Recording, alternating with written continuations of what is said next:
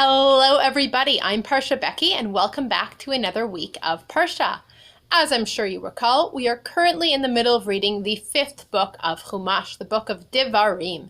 Devarim can mean things or it can mean speeches. And the whole book of Devarim is made up of speeches about things that Moshe thinks we need to know before we're ready to enter our land of Israel. Now, if you remember last week in Parshat Vayelech, we ended introducing a special poem that Moshe is going to teach the Jewish people as a reminder to help us make good choices, a poem about bad choices that we might be making in the future from that moment. And this week's Parsha is that poem. So this week's Parsha is called Haazinu, which is also the title of the poem in the Parsha called Haazinu. And Haazinu means listen up, literally use your ears open. And it's called Haazinu, ears up, because it begins with a poem, and the poem begins by saying, listen up sky, listen up earth. I want you guys to pay attention to what I'm saying, because the sky and the earth will last a lot longer than any human lifetime. So when this poem happens, because this poem is set in the future, when it comes true, the sky and the earth will be my witness when I say I told you so. And it continues by saying, Hashem is very faithful and Hashem is trustworthy, but people are not so faithful and trustworthy.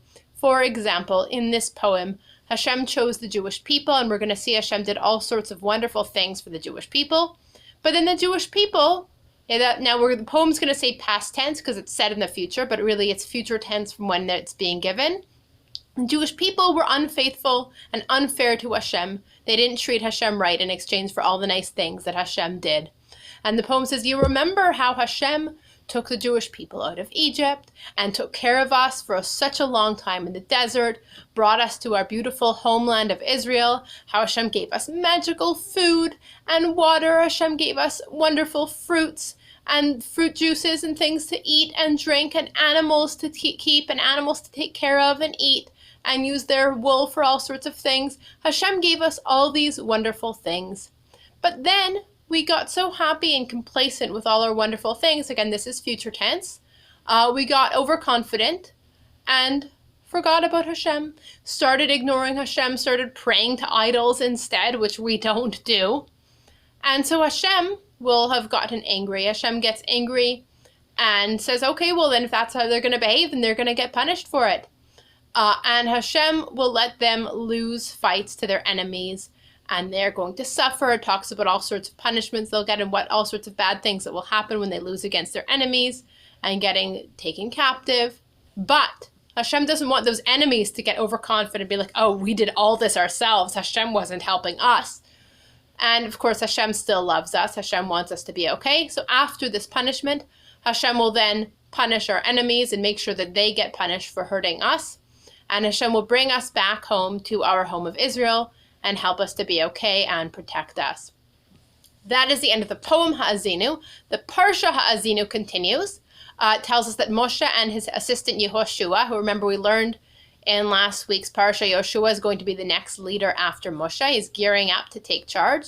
So Moshe and Yehoshua teach this poem together to all the Jewish people. They recite the poem, they teach people the poem.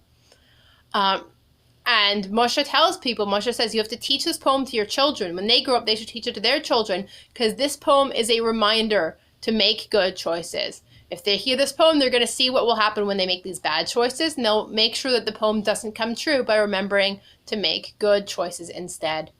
And at the end of the Parsha, Hashem says, hey Moshe, it's time for you to climb up that mountain, Har Nevo, the mountain named Nevo. And from the top of the mountain, it's got an amazing view. You can look out, you're going to see the entire land of Israel. And you're going to get to see this beautiful view of Israel because you aren't going to go in. We've already discussed this. Moshe will not go into Israel. We are nearing the end of Moshe's life. Yehoshua will lead the Jewish people into Israel. And we're going to have to stay tuned for the next Parsha to find out what happens when Moshe starts going up the mountain. Shabbat Shalom.